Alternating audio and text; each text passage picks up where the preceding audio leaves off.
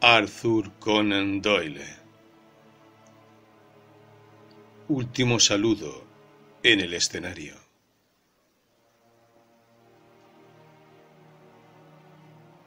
Los amigos de Sherlock Holmes se alegrarán de saber que vive todavía y que fuera de algunos ataques de reumatismo que de cuando en cuando lo traen derrengando, goza de buena salud. Lleva muchos años viviendo en una pequeña granja de las tierras bajas, a 10 kilómetros de Eastbourne, y allí distribuye sus horas entre la filosofía y la agricultura. En el transcurso de este periodo de descanso, ha desechado los más espléndidos ofrecimientos que se le han hecho para que se hiciese cargo de varios casos, resuelto ya que su retiro fuese definitivo. Es, sin embargo, la inminencia de la guerra con Alemania le movió a poner a disposición del gobierno su extraordinaria combinación de actividad intelectual y práctica, con resultados históricos que se relatan en su último saludo en el escenario. A esta obra, y para completar el volumen, se han agregado varios casos que han estado esperando mucho tiempo en mi carpeta. Dr. John H. Watson. Era las 9 de la noche de un 2 de agosto, el peor agosto de la historia del mundo. Ya entonces podía uno pensar que la maldición de Dios se cernía aplastante sobre un mundo degenerado, pues flotaba en un silencio sobrecogedor y una sensación de vaga expectación en el aire sofocante y estancado. El sol se había puesto hacía rato, pero en el occidente lejano, a poca altura, se dibujaba una franja rojo sangre, como una herida abierta. Arriba, las estrellas brillaban resplandecientes, y abajo, las luces de las embarcaciones centelleaban en la bahía. Los dos famosos alemanes estaban junto al parapeto de piedra de la avenida del Jardín. Tenían detrás el edificio, bajo, alargado y cargado de gabletes de la casa, y estaban contemplando la ancha playa que se extendía al pie del profundo acantilado pizarroso sobre el que von Borg, como una águila errante, se había posado hacía 4 años.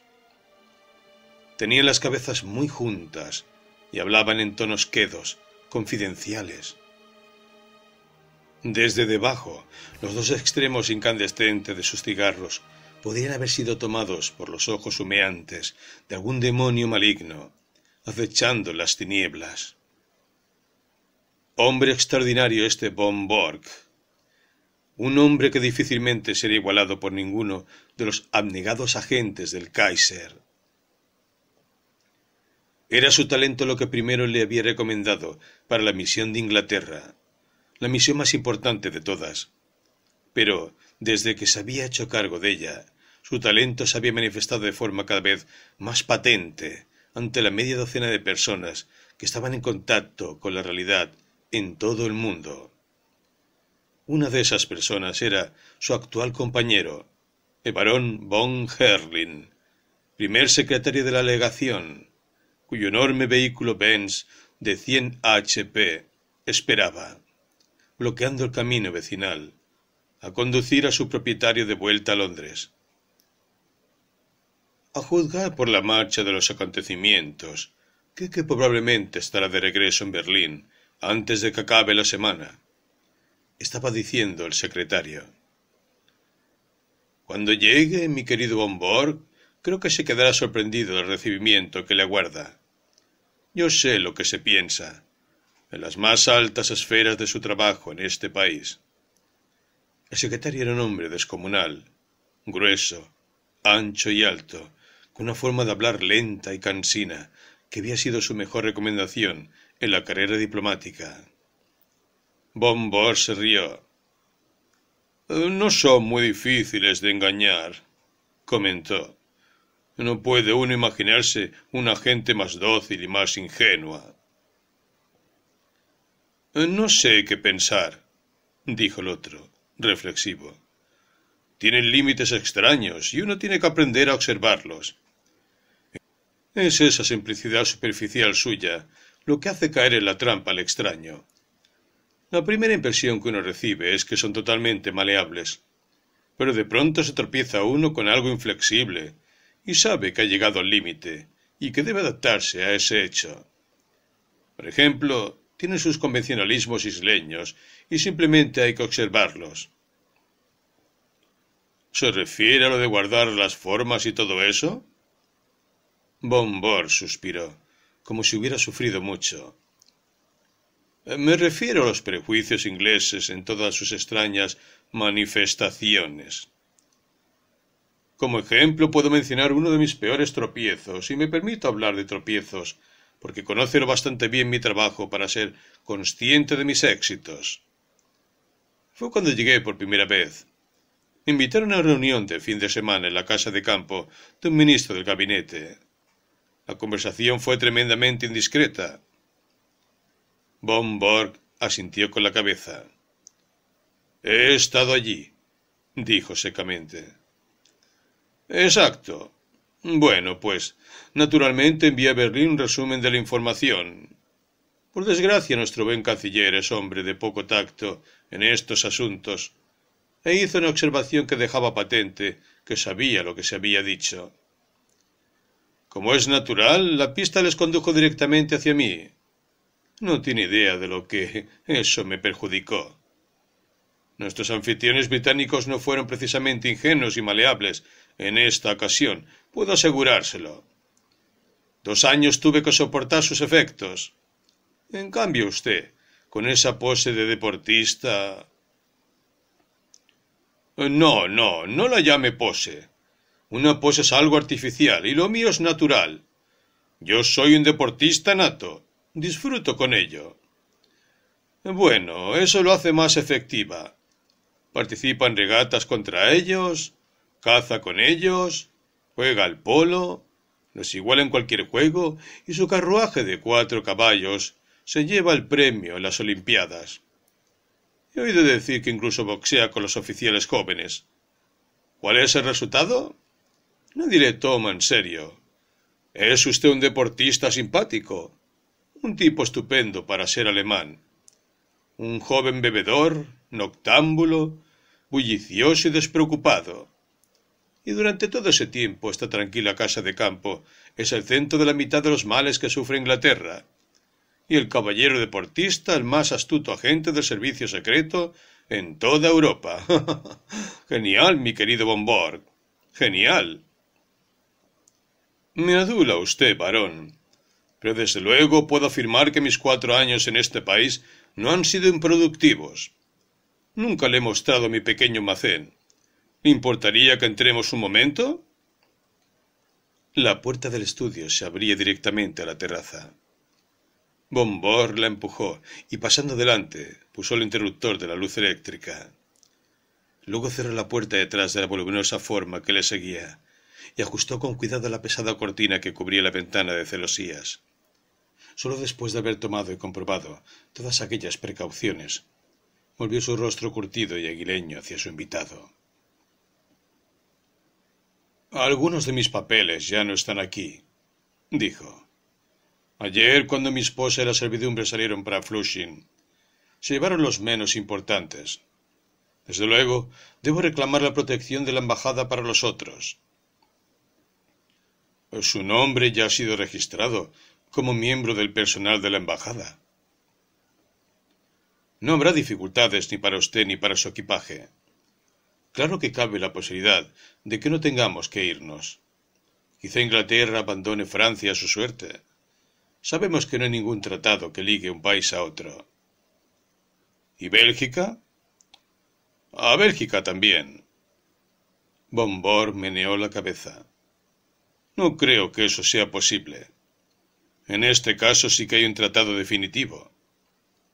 Inglaterra nunca se recuperaría de una tal humillación. Por lo menos tendría paz por el momento. ¿Y el honor? Vamos, mi querido amigo, vivimos en una época utilitarista. El honor es un concepto medieval. Además, Inglaterra no está preparada. Resulta inconcebible. Pero si ni siquiera nuestro impuesto de guerra especial de 50 millones, que parece que tendría que dejar tan patente nuestro propósito, como si lo hubiéramos anunciado en la primera página del Times, Han despertado a esa gente de su letargo. Aquí y allá se oye una pregunta, y yo debo hallar una respuesta. Aquí y allá alguien se irrita, y yo debo apaciguarlo. Pero le aseguro que lo esencial, almacenaje de municiones, preparación para un ataque submarino, instalaciones para fabricación de altos explosivos, no hay nada preparado. Así que, ¿cómo va a intervenir Inglaterra? Sobre todo cuando le hemos organizado esa mezcla infernal de guerra civil en Irlanda. Furias rompe cristales, y Dios sabe qué más, para que concentre su atención en casa. Tiene que pensar en su futuro. Esa es otra cuestión. Supongo que para el futuro nosotros tenemos nuestros propios planes respecto a Inglaterra, y que su formación no será vital. Con Mr. John Bull tendremos que vérnoslas hoy o mañana. Si prefiere que sea hoy, estamos preparados. Si ha de ser mañana, aún lo estaremos más. Creo que para ello sería más sensato luchar con aliados que sin ellos, pero ese es asunto suyo. Esta semana es la de su destino, pero me estaba hablando de sus papeles. Se sentó en el sillón, con la luz iluminando su cabeza ancha y calva, y siguió fumando tranquilamente su cigarro. En el ángulo del fondo de la espaciosa habitación, revestida de roble, repleta de libros alineados, colgaba una cortina. Al descorrerla, quedó al descubierto una gran caja fuerte con remates de bronce. Monborg separó una llavecita de la cadena de su reloj, y tras considerables manipulaciones del cierre de seguridad, abrió de par en par la pesada puerta. «Mire», dijo, apartándose e invitándole con la mano. La luz alumbró de lleno la caja abierta, y el secretario de la embajada contempló con absorto interés las hileras atestadas de archivadores que había en su interior. Cada archivador tenía su etiqueta, y sus ojos, al recorrerlos uno a uno con la mirada, leyeron una larga serie de títulos tales como fondeaderos, defensas portuarias, aeroplanos, Irlanda, Egipto, fuertes de Portsmouth, el Canal, Rosyth y una veintena más. Cada compartimento rebosaba de documentos y planos. ¡Colosal!, exclamó el secretario. Dejó el cigarro y se puso a aplaudir con sus manos gordinflonas. «Y todo en 4 años, varón. No está del todo mal para un caballero de provincias, bebedor y jinete incansable. Pero está por llegar la perla de mi colección. Ya tiene su lugar reservado». Señaló con el dedo un espacio vacío sobre el que había impreso el rótulo «Señales navales». «Pero ya tiene un expediente muy completo sobre eso». «Anticuado, digno de la papelera. De alguna manera en el almirantazgo ha sonado la alarma y han cambiado todos los códigos. Ha sido un golpe duro, varón. El peor que he recibido en toda mi campaña. Pero gracias a mi talonario y al bueno de Altamont, todo va a solucionarse esta noche». El varón consultó su reloj y emitió una exclamación gutural de disgusto. «Bueno, no puedo esperar más. Como usted se imagina, las cosas se están moviendo en Carlton Terrace, y tenemos que estar en nuestros puestos. Esperaba poder llevarme la noticia de su golpe maestro. ¿Altamont no le concretó la hora?» Bombor le alargó un telegrama. «Iré sin falta esta noche y llevaré las bujías nuevas. Altamont». «Bujías, ¿eh?» Ten en cuenta que se hace pasar por experto en motores y yo tengo un taller completo de reparaciones. En nuestro código, todo lo que se sabe de antemano que puede tener que mencionarse recibe el nombre de una pieza de recambio. Si habla de un radiador, se trata de un acorazado.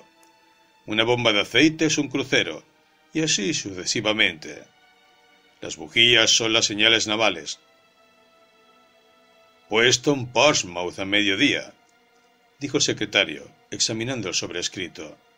«Por cierto, ¿cuánto le paga?» 500 libras por este trabajo en particular. Y además cobra un sueldo. «Ambicioso bastardo», Son útiles estos traidores, pero me pesa el precio de sangre que hay que pagarles. Con Altamont a mí no me pesa nada. Es un trabajo fantástico. Le pago bien, pero por lo menos entrega la mercancía, como él mismo dice.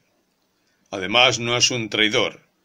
Le aseguro que nuestro Junker más pangermánico es un tierno palomito en sus sentimientos por Inglaterra, comparado con un auténtico irlandés resentido y emigrado a América. Oh, ¿es un irlandés americano?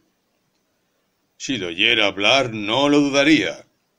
A veces lo aseguro que me cuesta trabajo entenderle. Parece haber declarado la guerra tanto al inglés del rey como al rey inglés. ¿De verdad que tiene que irse? Llegará de un momento a otro. Sí, lo siento, pero ya he permanecido aquí más tiempo del debido. Esperamos mañana temprano. Cuando haya introducido ese libro de señales por la portezuela de la escalinata del duque de York, habrá puesto un triunfante colofón a sus servicios en Inglaterra. ¿Cómo? ¿Toqué? Señaló con el dedo una botella llena de lacres y polvo que había en una bandeja junto a dos vasos altos. ¿Puedo ofrecerle un vaso antes de que emprenda su viaje? No, gracias, pero me huele a juerga. Altamont es un fino catador de vinos y tiene especial predilección por mi Tokay. Es un tipo quisquilloso, así que hay que llevarle la corriente en estas cosas pequeñas. Le aseguro que es digno de estudio. Habían salido ya a la terraza y continuaron caminando hasta llegar al alejado extremo, donde, con un solo toque del chofer del barón, el gran automóvil se puso a vibrar y a cloquear. Esas luces son las de Harwich, supongo, dijo el secretario, poniéndose el guardapolvo. ¡Qué quietud y qué paz! Antes de que acabe la semana, quizá haya otras luces, y la costa inglesa esté menos tranquila. También en los cielos habrá movimiento, si resulta cierto todo lo que promete el viejo Cepelín. Por cierto, ¿quién hay ahí? Tan solo había luz en una de las ventanas. Se veía en el interior una lámpara y junto a ella, sentada al lado de la mesa, una mujer vieja y de mejillas sonrosadas, tocada con una cofia. Estaba encorvada sobre su labor de punto, y se interrumpía de vez en cuando para acariciar a un gran gato negro que había en un taburete cercano. Es Marta, la única criada que se ha quedado. El secretario rió entre dientes. Casi podría personificar a Gran Bretaña, dijo, con su completo ensimismamiento y su aire general de cómoda somnolencia. Bueno, hasta la vista, Bombor. Con una última ondulación de la mano subió al coche de un salto, y un momento después los dos conos dorados de los faros se proyectaron en la oscuridad. El secretario se rellanó entre los cojines de su lujoso vehículo, con el pensamiento tan absorto en la inminente tragedia europea, que casi no se dio cuenta de que su automóvil, al girar por la calle del pueblo, casi aplasta un pequeño Ford que avanzaba en dirección contraria. Bombor volvió al estudio, caminando despacio. Una vez los últimos resplandores de los faros del coche se hubieron desvanecido a la distancia. Al pasar por la ventana de su vieja ama de llaves, observó que había apagado la luz y se había retirado. Eran para él una nueva experiencia. Aquel silencio y aquella oscuridad que reinaban en su espaciosa casa, pues su familia y servidumbre habían sido numerosas. No obstante, le alivió pensar que estaban todos a salvo, y que, exceptuando aquella anciana que se había retrasado en la cocina, tenía toda la finca para él solo. Había mucho que limpiar en su estudio, y se puso a hacerlo, hasta que su cara expresiva y bella se encendió con el calor de los documentos quemados. Había junto a la mesa un maletín de piel, y empezó a guardar ordenada y sistemáticamente en él el precioso contenido de su caja fuerte. Apenas había iniciado esa tarea cuando su fino oído detectó el sonido de un coche lejano. Al instante lanzó una exclamación de júbilo, aseguró las correas del maletín, cerró la caja con combinación y salió corriendo a la terraza. Llegó justo a tiempo para ver los faros de un pequeño automóvil apagarse en la verja. Se apeó un pasajero y avanzó deprisa hacia él mientras el chofer, un tipo corpulento, entrado en años y con bigote cano, se sentaba tranquilamente, como resignado a su larga vigilia. ¿Bien?, preguntó vehementemente Bombón, saliendo al encuentro de su visitante. Por toda respuesta el hombre levantó por encima de su cabeza un paquete de papel parduzco, haciendo un gesto de triunfo. «Esta noche ya puede chocarla a gusto, señor», exclamó. «Le traigo el gato en el talego». «¿Las señales?» «Como le decía en el telegrama, hasta la última de ellas. Semáforos, códigos de luces, el Marconi. Una copia. No se vaya a pensar que es el original, era demasiado peligroso, pero puede apostar a que es la mercancía auténtica». Le dio al alemán una palmada en el hombro, con tan tosca familiaridad, que el otro reculó. «Entre», dijo. «Estoy solo en casa. Solo esperaba esto. Desde luego es mejor una copia que el original. Si faltase el original, lo cambiarían todo. ¿Cree que con la copia te dirá bien?» El americano irlandés había entrado en el estudio y se había sentado en el sillón, estirando sus brazos y piernas. Era un hombre alto y flaco, de unos 60 años, con las facciones muy marcadas y una barbita de chivo que le daba un cierto parecido con las caricaturas de tío Sam. De la comisura de sus labios colgaba un cigarro a medio fumar, empapado de saliva, y al tomar asiento volvió a encenderlo con una cerilla. «¿Preparándose para la mudanza?», observó, mirando a su alrededor. «Oiga, señor», agregó, clavando la vista a la caja fuerte, que en aquel momento no ocultaba la cortina. «No me irá a decir que guarda sus documentos ahí». «¿Por qué no?». «Caray, en un artefacto como ese, que es como si estuviera abierto. Y le tienen a usted por un espía importante. Cualquier ladrón yanqui desguaciaría esto con un abrelatas. Si hubiera sabido que todas mis cartas quedarían ahí, al alcance de cualquiera, no habría hecho el imbécil escribiéndole». «Cualquier ladrón tendría dificultades para forzar esta caja fuerte», respondió Bombón. «Este metal no puede cortarse con ninguna herramienta». «Pero, ¿y la cerradura?». «No. Tiene doble combinación. ¿Sabe lo que significa?». «A mí que me registren», dijo el americano. «Bien, pues significa que se necesita una palabra, además de una serie de números para accionar esa cerradura». Se levantó y le mostró un disco con doble juego radial alrededor del agujero de la llave. «El exterior es para las letras y el de dentro para los números». Bueno, eso ya está mejor. Así que no es tan simple como creía. La mandé fabricar hace 4 años. ¿Qué cree que elegí como código? No podría saberlo. Elegí la palabra agosto y la cifra 1914. Eso es todo. En el rostro del americano se dibujaron sorpresa y admiración. Eso sí que es tener ojo. Afinó bien la puntería. Sí, unos pocos de nosotros podíamos adivinar la fecha incluso entonces, y pensar que mañana le di el cerrojazo definitivo. Muy bien, pero aún quedo yo. No creerá que voy a quedarme solo en este maldito país. Por lo que veo, dentro de una semana, o menos, John Bull estará erguido sobre sus cuartos traseros y con las garras extendidas. La verdad es que preferiría ver el espectáculo desde el otro lado del mar.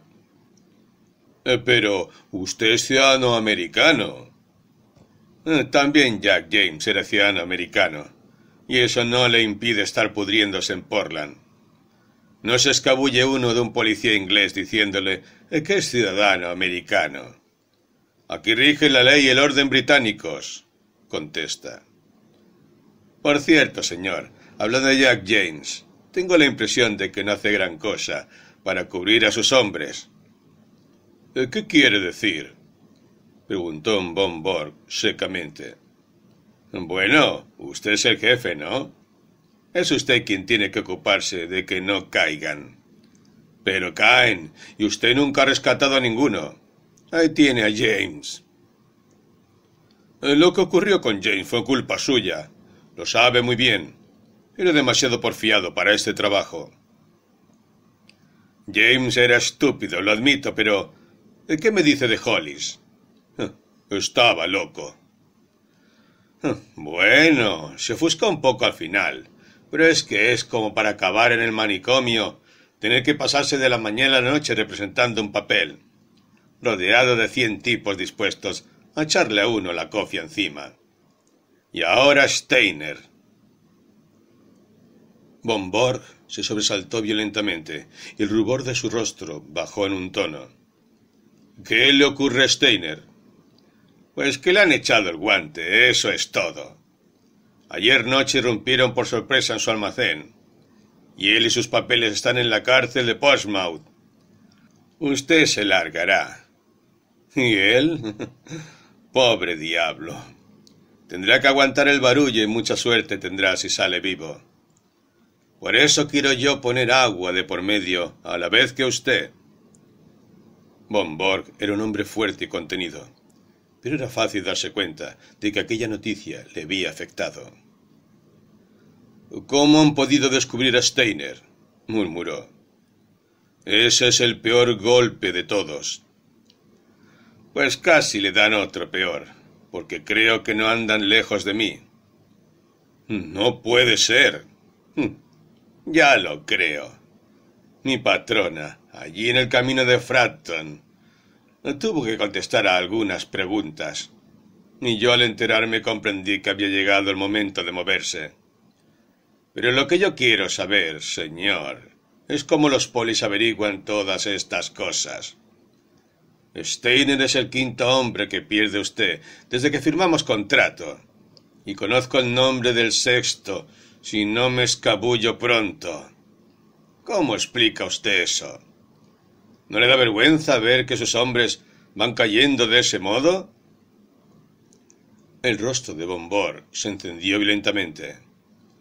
¿Cómo se atreve a decirme eso? Si no me atreviera a ciertas cosas, señor, no estaría a su servicio. Pero voy a decirle a las claras lo que pienso. He oído decir que ustedes, los políticos alemanes, cuando uno de sus agentes ha concluido su trabajo, no ponen muchos reparos a que lo quiten de en medio. Von Borg se levantó de un salto.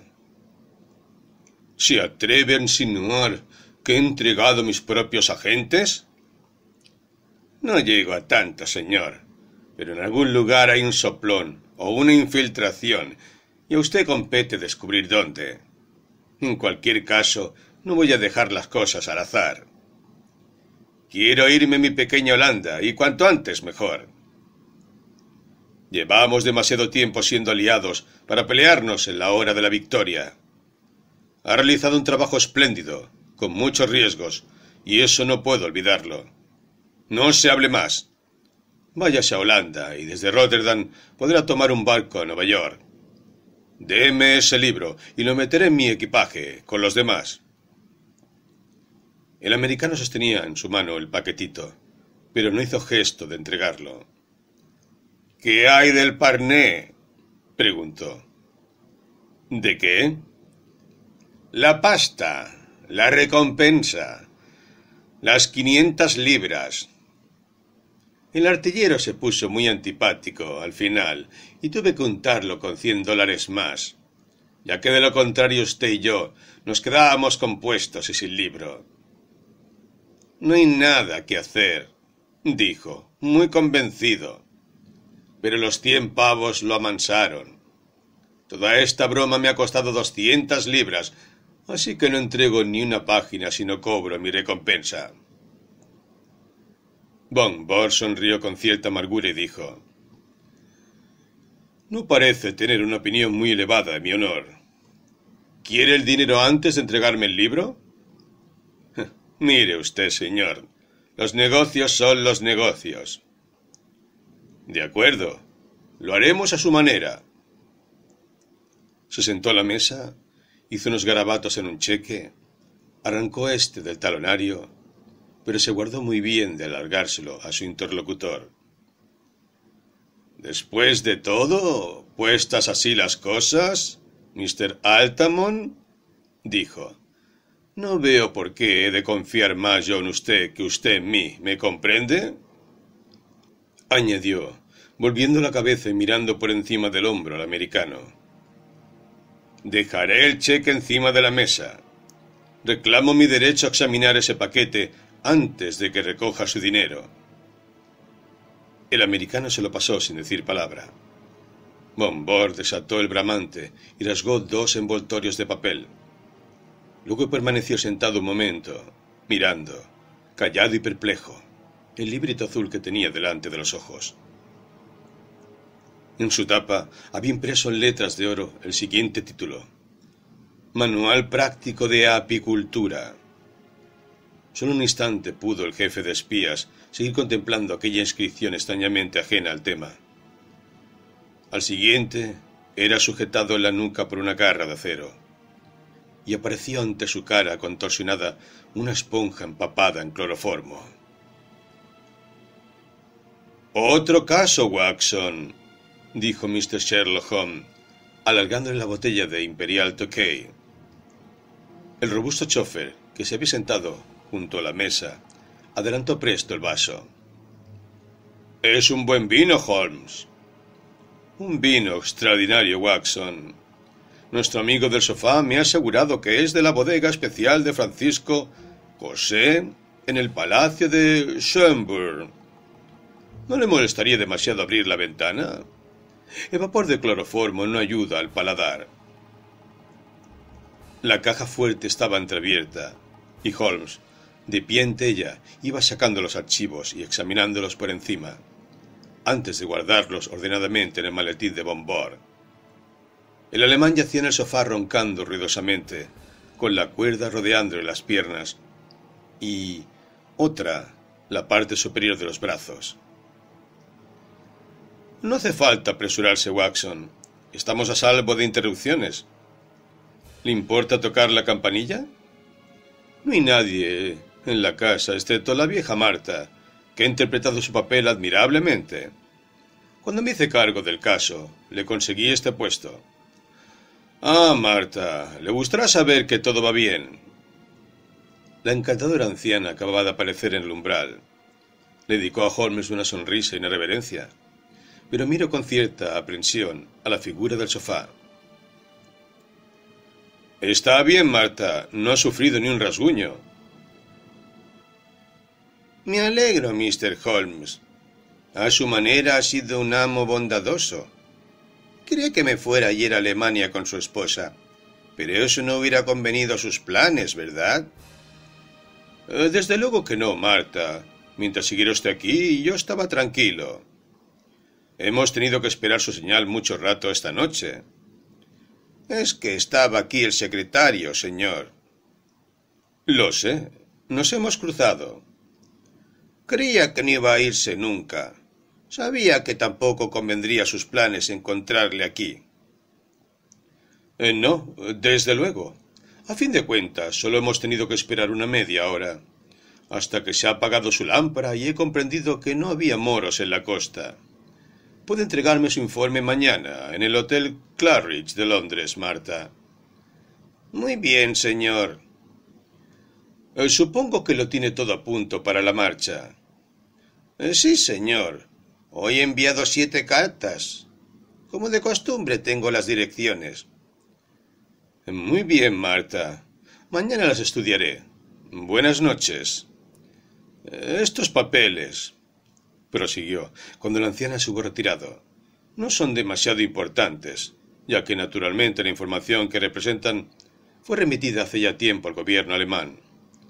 Son los originales, que no podían sacarse del país sin riesgo». «Entonces no sirven para nada». «Yo no diría tanto, Watson. Por lo menos servirán para que los nuestros estén al corriente de lo que se sabe y lo que no. Añadiré que la mayoría de estos papeles han llegado aquí por mediación mía y por lo tanto no son precisamente fidedignos. Alegraría mis años de decadencia ver a un buque alemán navegando por el canal de Solen, de acuerdo con los planos de campo de minas que yo les he facilitado. ¿Pero y usted, Watson? Interrumpió su trabajo y agarró por los hombros a su viejo amigo. Casi no le he visto la luz. ¿Cómo le han tratado los años? ¿Es usted el mismo mozalbete campechano de siempre? Me he quitado 20 años de encima, Holmes. Nunca me he sentido tan feliz como en el momento en que recibí su telegrama pidiéndome que fuera a reunirme con usted en Harwich y que llevase el coche. Pero usted, Holmes, ha cambiado muy poco, si exceptuamos esa horrenda perilla. Sacrificios que ha de hacer uno por el país, Watson, dijo Holmes, tirándose del mechón. Mañana no será más que un desagradable recuerdo. Con el pelo cortado y otros cambios superficiales, sin duda mañana reapareceré en el Claridge, tal como era antes de que esta faenilla americana... Le ruego que me perdone, Watson, pero mi pozo de inglés parece haberse secado permanentemente. Antes de que este asunto americano se cruzase en mi camino. Pero si se había retirado Holmes, nos dijeron que llevaba una existencia de asceta, entre sus abejas y sus libros, en una granjilla de South Downs. Exacto, Watson. Aquí tiene el fruto de mi ociosa holganza. La obra magna de estos últimos años. Cogió el volumen encima de la mesa y leyó el título completo. Manual práctico de apicultura, con algunas observaciones sobre la segregación de la reina. No he escrito yo solo. Contemple el fruto de noches de meditación y días laboriosos, en los que vigilé las cuadrillas de pequeñas obreras como en otro tiempo había vigilado el mundo criminal de Londres. Entonces, ¿cómo es que se puso a trabajar otra vez? Con frecuencia hasta yo mismo me asombro. Habría podido resistirme al ministro de Asuntos Exteriores, pero cuando el Premier en persona se dignó a visitar mi humilde morada... El hecho es, Watson, que ese caballero del sofá era un poco demasiado bueno para los nuestros. Se le consideraba único en su clase. Las cosas iban mal y nadie conseguía comprender por qué. Se sospechaba de agentes e incluso se practicaban detenciones, pero resultaba evidente que había una fuerza secreta central muy poderosa. Era imprescindible sacarla a la luz. Recibí fuertes presiones para tomar cartas en el asunto. Me ha costado 2 años, Watson, que no han estado exentos de emoción. Si le digo que inicié mi peregrinaje en Chicago, ingresé en una sociedad secreta irlandesa en Buffalo, le causé serios problemas a los agentes de policía de Sigbarin y por fin atraje la atención de un agente subordinado de Bombor, que me recomendó como un hombre de aptitudes. Se hará una idea de lo complejo que ha sido el asunto. Desde entonces me he visto honrado con su confianza, lo que no ha impedido que la mayoría de sus planes fracasen sutilmente, y 5 de sus mejores agentes estén ahora en la cárcel. Yo observaba vigilante el fruto, Watson, y lo recogía cuando maduraba. Bueno, señor, espero que ya se haya recobrado del todo. Este último comentario fue dirigido a Bombor, que tras muchos parpadeos y ahogos había permanecido tumbado en silencio escuchando el relato de Holmes. De pronto estalló en un furioso torrente de invectiva alemana, con el rostro convulsionado de pasión. Holmes prosiguió con su rápida investigación de documentos, mientras su prisionero le maldecía y renegaba. Aunque no sea musical, el alemán es la lengua más expresiva del mundo, dijo, cuando Bombor se interrumpió de puro agotamiento. ¡Ajá!, añadió, fijando la atención en la esquina de un plano antes de colocarlo en la maleta. Esto meterá otro pájaro en la jaula. No tenía idea de que el tesorero fuese tan canalla, aunque ya hace tiempo que no le quito el ojo de encima. Señor Bombor, va a tener que responder a muchas preguntas. El prisionero se había incorporado en el sofá con dificultad y miraba sin pestañear a su aprehensor con una extraña mezcla de odio y perplejidad. «Ya le ajustaré las cuentas, Altamont», dijo, hablando con lenta deliberación. «Le ajustaré las cuentas aunque me cueste la vida». La eterna y dulce canción, dijo Holmes. ¿Cuántas veces la habré escuchado en tiempos pasados? Era la cantinela favorita del llorado profesor Moriarty. Tengo entendido que el coronel Sebastian Moran la había canturreado alguna vez. Y sin embargo, sigo vivo y dedicado a la apicultura en los Showdowns. «Maldito seas, doble traidor», exclamó el alemán, forcejeando para soltarse con destellos de muerte en sus feroces ojos. «No, la cosa no es tan terrible», replicó Holmes, sonriendo. «Como sin duda sabrá, ya por mi relato, Mr. Altamont de Chicago no existía en realidad. Lo utilicé y se ha ido». «Entonces, ¿quién es usted?» «No es importante quién sea yo. Pero como parece interesarle, Mr. Bombor, le diré que no es esta la primera vez que trabo conocimientos con miembros de su familia. Hubo un tiempo en el que llevé muchos asuntos en Alemania, y quizá mi nombre le sea familiar». «Desearía conocerlo», dijo el prusiano con acritud. «Soy el artífice de la separación entre Irene Adler y el fallecido rey de Bohemia, cuando su primo Heinrich era embajador imperial. También fui yo el salvador del conde von Unzu Grafenstein, hermano mayor de su madre, cuando intentó asesinarle el nihilista Klopman. Fui yo...» Bombor se incorporó atónito. «No hay más que un hombre», exclamó. «Exacto», dijo Holmes. Bombor emitió un gemido y volvió a hundirse en el sofá. «Y la mayor parte de toda esta información me ha llegado a través suyo», se lamentó. «¿Qué valor tiene? ¿Qué he hecho? Es mi ruina para siempre». «Lo cierto es que muy fidedigna no es», dijo Holmes. «Habría que hacer comprobaciones y usted tiene poco tiempo para eso. Quizá su almirante encuentre las piezas de artillería bastante más grandes de lo que espera y los cruceros un tanto más rápidos». Bombor, desesperado, se llevó las manos a la garganta. «Existen otras muchas cuestiones de detalle que sin duda saldrán a la luz en su momento. Pero posee usted una cualidad muy poco frecuente en un alemán, Mr. Bombor. Es un deportista, y no me guardará rencor cuando comprenda que, al igual que ha superado en inteligencia a tantos otros, ha sido superado por una vez. Después de todo, ha hecho cuanto ha podido por su país, y yo he hecho lo mismo por el mío. ¿Hay algo más natural? Además», añadió, no sin cierta amabilidad, apoyando su mano en el hombro del adversario postrado, «es mejor esto que caer ante un enemigo más innoble. Estos papeles ya están listos, Watson. Si me ayuda con nuestro prisionero, creo que podemos salir enseguida para Londres». No fue tarea fácil mover a Bombor, ya que era un hombre fuerte y estaba desesperado. Por fin, sujetándole uno por cada brazo, los dos amigos le hicieron avanzar muy despacio por la misma avenida del jardín, que había recorrido con orgullo y confianza hacía solo unas horas, mientras recibía las felicitaciones del famoso diplomático.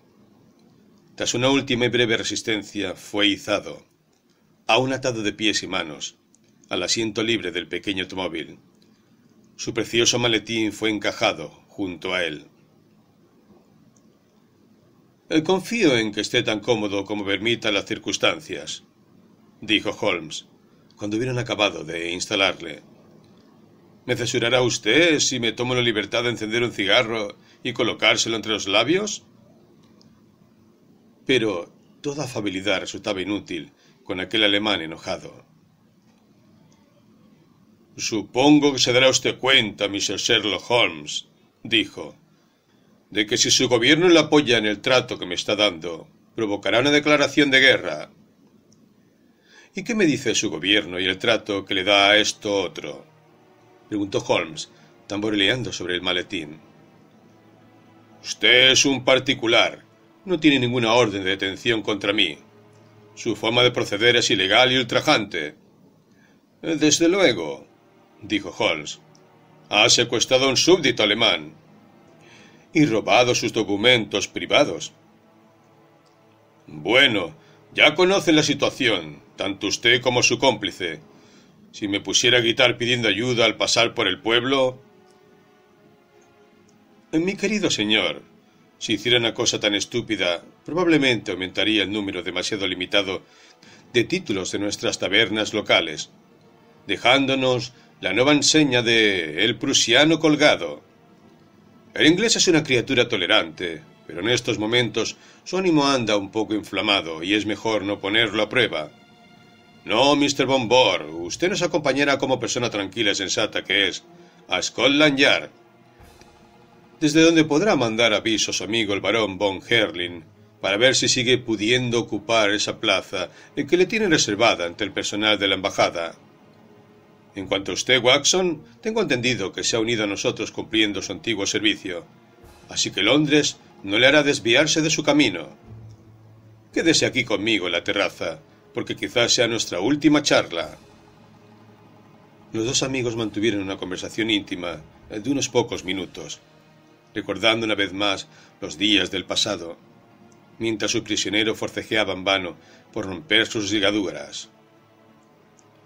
Cuando volvían hacia el coche, Holmes señaló con el dedo el mar iluminado por la luna y meneó pensativo la cabeza. «Viene un viento del este, Watson». «Creo que no, Holmes. El aire está tibio». «Mi querido Watson, es usted el único punto inamovible en una era de cambios». «Pero es cierto que viene un viento del este. Un viento que nunca ha soplado aún en Inglaterra. Será frío y crudo, Watson, y quizá muchos de nosotros nos marchitemos al sentir sus ráfagas. No obstante, no por eso deja de ser un viento de Dios, y cuando amaine el temporal brillará bajo el sol una tierra más limpia, mejor y más fuerte. Ponga el coche en marcha, Watson. Ya deberíamos estar en camino. Tengo un cheque por 500 libras que habrá que hacer pronto efectivo, ya que el firmante es muy capaz de cancelarlo, si puede».